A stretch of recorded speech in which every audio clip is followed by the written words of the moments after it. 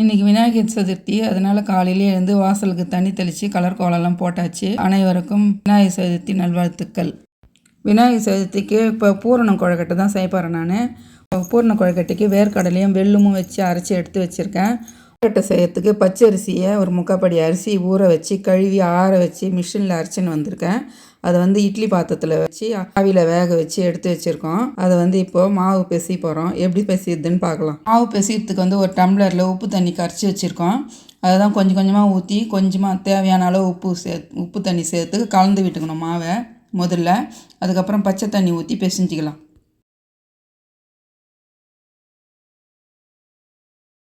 தண்ணி இந்த அளவு கலந்துட்டேன் நான் எல்லா மாவையும் சேர்த்து. உப்பு தண்ணியில் கலந்துட்டோம். இப்போ தேவையான அளவுக்கு பச்சை தண்ணி ஊற்றி பிழிஞ்சு எடுத்துக்கணும். இவர் தான் நல்லா பேசுவார் மாவு, அதனால் மாவு பேசிஞ்சு கொடுக்குறாரு எங்கள் வீட்டுக்காரு.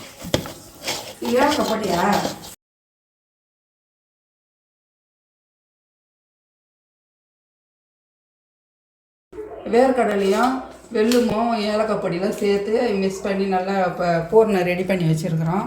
இது போல் பூர்ணம் வச்சு மடித்து எல்லா கொழுக்கட்டையும் பிடிச்சிக்கலாம்.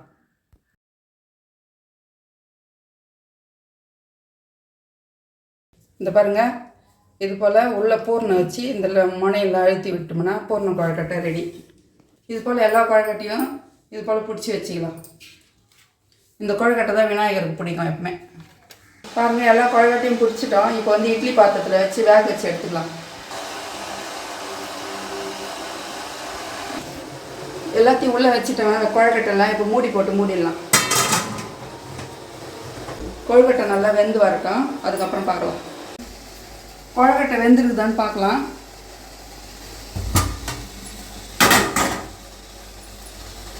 பாருங்கள், நல்லா வெந்துட்டு இருக்கு கொழுக்கட்டை. இதை எடுத்துக்கலாம். இப்போ ஸ்டவ் ஆஃப் பண்ணிட்டு சூடு ஆறணும். கொஞ்சம் தண்ணி தெளித்து எடுத்தோம்னா நல்லா வந்துடும். கொஞ்ச நேரம் ஆறட்டும்.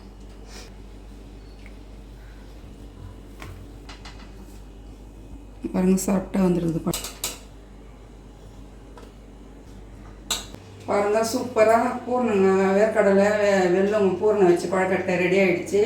விநாயகர் சதுர்த்தி தான் கும்பிட போகிறேன். இப்போது அதுக்கு தான் விநாயகர் வைக்க போகிறேன். அந்த கொழுக்கட்டையை எல்லா கொழுக்கட்டையும் ரெடி ஆகிடுச்சு. இப்போது எடுத்துன்னு போய் சாமி கும்பிடலாம் வச்சு.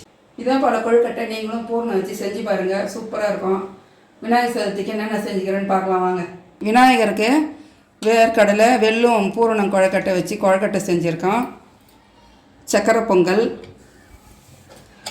புளியோதரை, லெமன் ரைஸ், சுண்டல் எல்லாம் ரெடி ஆகிடுச்சு. விநாயகருக்கு வச்சு சாமி கும்பிட்டுலாம். இப்போது எல்லா பழங்களும் வச்சு இலை போட்டு கொழுக்கட்டை சுண்டல் பிரசாதங்கள் எல்லாத்தையும் வச்சுட்டோம். வெல்லம் வைக்கிறது எப்பவுமே நாங்கள் விநாயகருக்கு அது வெல்லுமே வச்சுட்டேன் நான். அதுக்கப்புறம் பிள்ளையார் சதுர்த்தியை இப்படி தான் நாங்கள் சாமி கும்பிட்டோம். வீடியோ பிடிச்சிருந்தால் லைக் பண்ணுங்கள், ஷேர் பண்ணுங்கள், சப்ஸ்கிரைப் பண்ணுங்கள். நீங்கள் எப்படி விநாயகர் சதுர்த்தி கொண்டாடினீங்கன்னு மறக்காமல் கமெண்ட் பண்ணுங்கள்.